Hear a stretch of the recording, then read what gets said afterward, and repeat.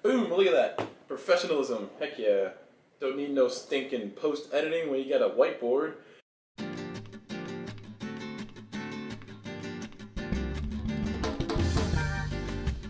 Hello everybody, my name is CulBlu, and I'll bring you guys this video. This is going to be vlog number 22, 23, 24. But it's going to be one of those vlogs, and this is going to be one that I'm going to have a little bit of fun with.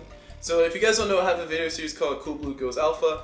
It's a very interesting series in the sense that it's just going to be me exploring myself and becoming CulBlu and going alpha. Go check out the video series if you want to check out more about it, and you can learn more there. So click those links. So this video is going to tie into that a little bit. It's basically going to be, it's not really a challenge. I don't really know what to call it, but I found, or actually watched somebody else's video where they answered like some questions from a book of questions. So I said, hey, why not do the same thing? So I'm going to go ahead and steal the video from those people. I'm going to answer 10 questions from the 1001 complete book of questions. That's what this is called. I'll put a picture up here so you guys can see it. Just to make sure that I don't ramble on, because CulBlu is prone to rambling a lot. I'm going to answer 10 questions in 10 minutes. And the way I'm going to do this is there's 1001 questions in this book. So what I'm going to do is I'm going to use a randomizer to randomize 10 numbers while you guys are here watching, so you guys know I'm not like, pulling any tricks or anything. Actually, no, I'm going to randomize 9 numbers. I'm going to do number 13 by default. If you guys don't know, number 13 is my favorite number. I was born on Friday 13th. Oop, I'm cool, I know. So number 13 is going to be one of the numbers. And I'm going to go ahead and give myself a randomizer so I can go ahead and generate 9 more random numbers between 1 and 1001. So we're going to see how this works out. So I'm going to go ahead and try to do this in the camera so you guys can see. I don't know how it's going to work out. Let it focus. Come on, there we go. So the start number is going to be 1. The end number, we're going to make that 1000 and... Okay, it's not going to work. Sorry, hold on guys, you guys trust me. And there we go. So it's all set and ready to go. So we're going to go ahead and generate our numbers. So I'm going to click that generate button. And those are our numbers. So between 1001, we got those 9 numbers. So I'm going to go ahead and mark these down. And we're going to start with number 13. Let me go ahead and write these down. I'll be right back. So I got the numbers all generated here. You guys can see right all the way up to number 10. So those are the those are the questions I'll be asking. And what I'm going to do in this format is I'm basically going to go ahead and tell you guys what number we're on. So it's the first question, and then I'm going to say it's question number 13, and then I'm going to read the question out. Those questions are numbered in a certain order, and generally speaking, the questions in the higher spot are easy to answer. Questions in the close to 1,000 is a little more complex and spiritual. So we'll go ahead and see how this works. All right, so the first question is going to be question number 13, and I'm going to go ahead and read the question. So the question is, what do you do if you can't sleep at night? Do you count sheep, toss and turn, or get up and try to do something productive? All right, timer start. And what do I do when I can't sleep at night? What I do when I can't sleep at night is I actually actually just play music, either Zen music or sometimes just white noise in the background. I don't know if you guys don't know. Well, you guys don't know, of course. But I like sleeping with noise around me, or a consistent type of noise.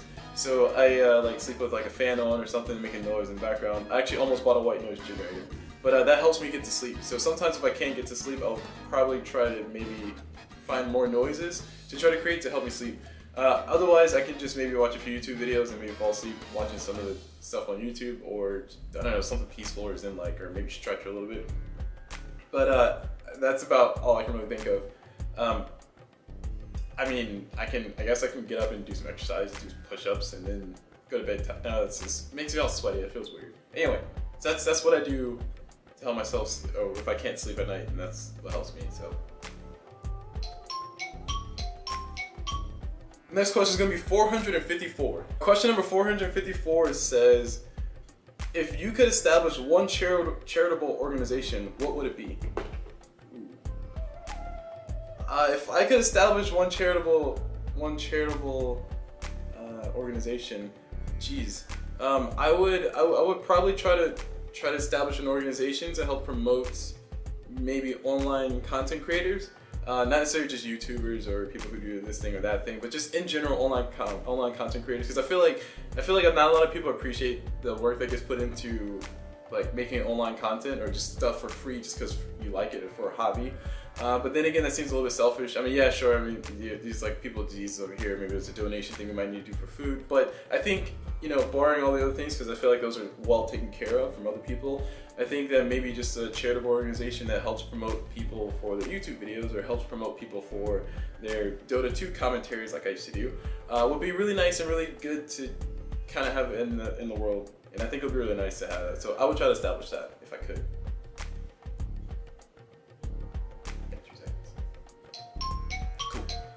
Alright, yes, I know it might seem a little bit selfish, I'm sorry guys, but that's what that's the answer, that's the only answer I can think of.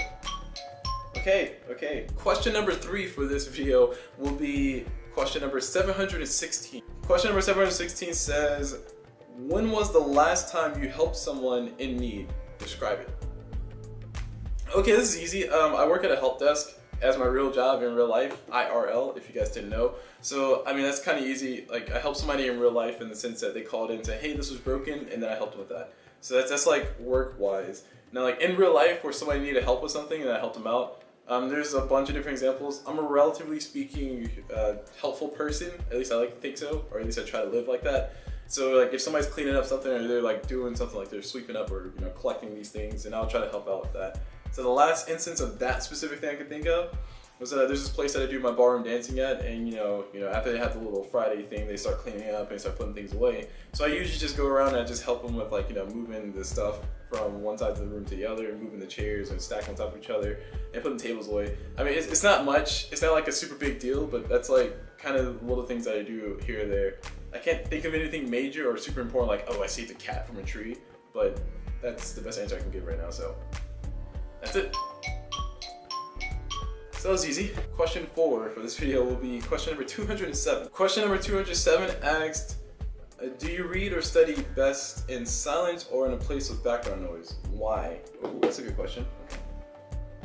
Okay. I read or study best in an environment where there's quiet, but I create the noise in the sense that like if there's nobody around or no distractions or anything, like, you know, people moving or a lot of noise being made over here versus over there, and I can just like put my headphones in and get in my own zone, then I'll be good. So I guess my answer to that question is basically I work best in an environment of noise, but it usually has to be some kind of consistent noise I can just kind of zone out or tune out.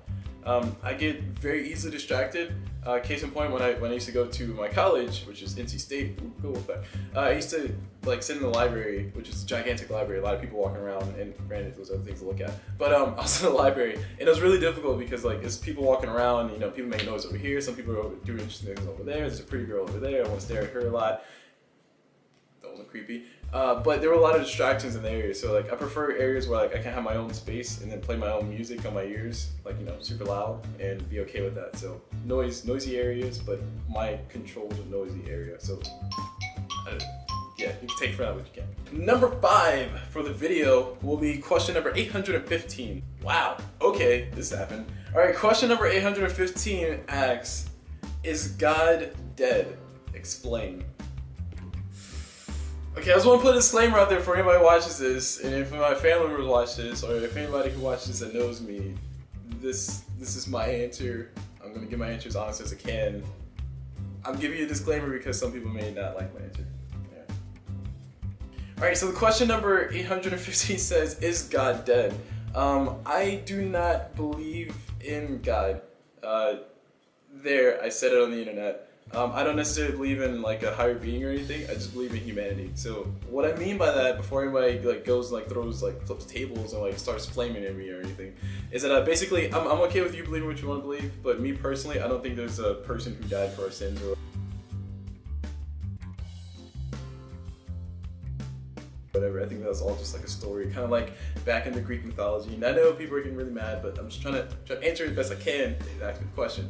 So I do not believe God is dead. I do believe in human nature in the sense that I believe that what we do as people is just as long as it promotes the betterment of us going forward in the sense that it doesn't really harm anybody, then I think it's a good thing. So God as a person or God as a being, I don't think he's dead because I don't think he ever existed at all, but the idea is still a really nice and compelling idea. The fact that you can pull somebody with that belief and they can like get hope out of a hopeless situation is really nice. So my answer is no, because I don't think he ever existed. Relax, please. All right. Moving on. Damn, that question made 115. That RNG though. All right, moving on to question number 6 for this video. Will be question number 262. Question number 262 says, "What are your favorite summer and winter sports?" All right, guys, my favorite summer and winter sports are esports and esports. Mainly because not many people think esports is a thing. I totally think esports is a really nice thing. It's really awesome to watch people play games competitively. Now, in the real world of sports, I mean, I guess if I had to pick 2 sports, I mean, I don't really know what's considered a winter sport. If I had to pick a sport, I would say basketball because I used to play basketball, and maybe even track and field because my brother was in track and field. It was really awesome. So I'd go out there and just watch him run sometimes. Although it'd be really hot or really cold, either one or the other. So basketball, if you guys want a real answer, but in my actual answer, my true heart, esports. If you guys don't know what esports is, it's basically when people play games competitively and get like lots of money or get like lots of promotions and everything. It's actually a relatively speaking lucrative thing. It's really hard to break into because there's like a ceiling, like you actually have to be really good at the game to get into it. But I do think it's going to be a legitimized thing, and I do hope one day we'll see something like esports in the Olympics because it'll be amazing. And that's it. Cool. Easy going so far. Alright, number 7 for this series is going to be question number 50. Okay, question number 50 asks, when talking to someone while standing, are your arms usually at your sides and your pockets crossed in front of you, or gesturing descriptively? Demonstrate your answer. Well, I think based on this video, if you guys see, when I'm standing and I'm talking to somebody and my hands are free, I'm usually doing these weird things with my hands. That used to be one of my biggest critiques with my speech teachers, like stop doing things with your hands, because I'm like Bobby, and like I don't know what to do with my hands, about to play, I think. And so my hands are usually doing things. I try not to, like, I try to be conscious of my posture sometimes. Like I try really hard to do it, but it's something that happens every once in a while. So I try to not keep myself in a closed posture where like I'm doing like this, or showing that I don't really want to talk to somebody, which is very important. I think everybody should pay attention to it because it does throw some people off. There's some really nice people that I've met who had some really close postures before, and I really never talked to them because of that. All that said and done though, my hands are usually doing wild things like this and flipping around and doing like tricks and stuff, and just straight up doing waves and finger waves and whatnot. So my hands are usually active. Not necessarily beside my sides. There are times where I'm talking to somebody and I realize, or I'll notice that I'm arms like this, but that's still, like I said, something I'm working on. Anyway. Okay, so hopefully the video didn't jump around too much. I was trying to put it back to where it was. I don't know exactly where it was. But my camera battery died, so I had to go replace that. And here I am back in the video. So we were on question number 8 for the video, which would be question number 725 in the book. And question number 725 says, who has loved you more than anyone else in your life? And that's an interesting question. I'm still not sure how to answer it, but I'm still not sure how to answer it, but I'm gonna go ahead and try. Alright, so to answer that question, it's a little bit strange for me to answer it. Of course I can say, my mom and my parents and blah, but I do truly think that the person who's loved me, the most in my whole entire life, geez, it's like really hard to name one person. I mean, of course, mom is there, so I guess I'd say mom. So shout out to mom, love you, mom. Mom's always loved me, and all my parents and all my family were really supportive of everything I've always done. So I don't know. If I had to single out one person though for one specific reason, I had to say my dad, like my biological dad, my actual dad, the one I recognize as dad, father, because there's a story behind it. I'll tell you guys later. But the reason why I mentioned my dad is because all throughout my life, I never really needed anything. Like I've always been provided for, or always had the means to get something. Even though it took a while to get some things, it took a while to get some other things. I always had an opportunity to get them.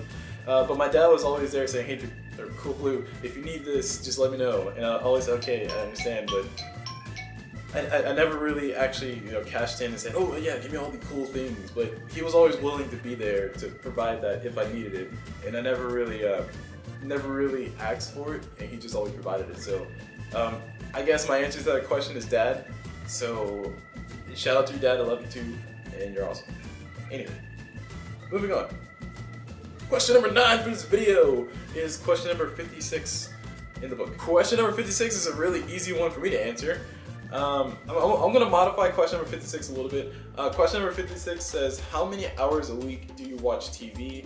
Is that too little or too much or just enough? I'm gonna modify it a little bit and say how much time a week do you spend watching online content? Let's put it that way. So it'll be a little more appropriate because I actually don't have cable. So I'm gonna go ahead and answer that question, the modified question of how much online video content do you watch a week? And do I think it's too much, too little, or just enough? So as far as my answer to that question, I do watch quite a bit of stuff on YouTube. I watch a bunch of vloggers, especially as of recent. I also watch whatever I can. I watch some Dota 2 tournaments. I also watch some Street Fighter tournaments whenever those come up because I am a huge fan of esports, as you guys heard me say earlier. So I do spend quite some time, basically 60% of my day watching YouTube videos, 60% of my free time watching like YouTube videos or Netflix sometimes every once in a while.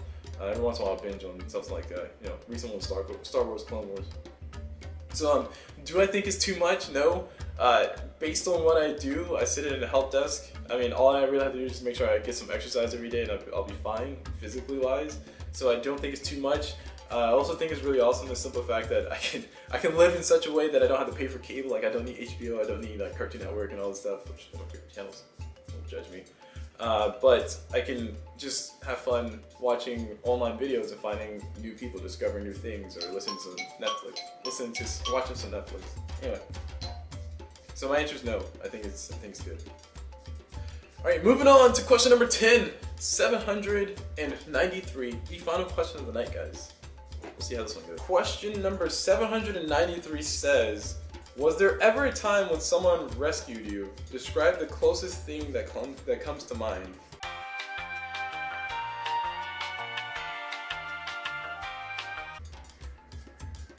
Was there ever a time when someone rescued you? Describe the closest thing that comes to mind. Oh wow, okay. Alright. Was there ever a time somebody rescued me? I mean, there's one time somebody actually rescued me. They didn't, well, yeah, they rescued me. Basically, it was a swimming class we had, and we were doing the diving day. If you guys don't know, I know how to swim just barely now because I took a swimming class in college, so it took me a while. But we were doing diving, and long story short, I dove wrong, and then I panicked a little bit. After 2 minutes of waiting on the water, I panicked for like a quick minute, and then the coach jumped out and literally got the thing and just pulled me into the side of the pool. So he actually rescued me. I probably would have been fine regardless, but it was a very uncomfortable situation for me, so I thank him for that. I'm just trying to think of other ways. I've never really been suicidal. Sorry if I said the wrong word, but I've never been of that mindset where somebody said something that made me think, oh man, they changed my life. Maybe I would not want to do that thing of ending my own life. So I can't really call on that, but I do have respect for those who do have those kind of stories, because hearing those things makes me feel. Hearing those kind of things every once in a while, it reminds me that I'm only human and that it's better to live your life out as opposed to try to end it. So anyway, sorry, I got a little sentiment for that. Anywho, so that was it. 10 questions in 10 minutes. I'm pretty sure this video is going to be a little bit longer than 10 minutes, mainly because it has to be an intro and outro, but also because of my ramblings. And that's it. So hopefully it didn't turn out too bad. Hopefully you got some insight as to who CulBlu is a little bit.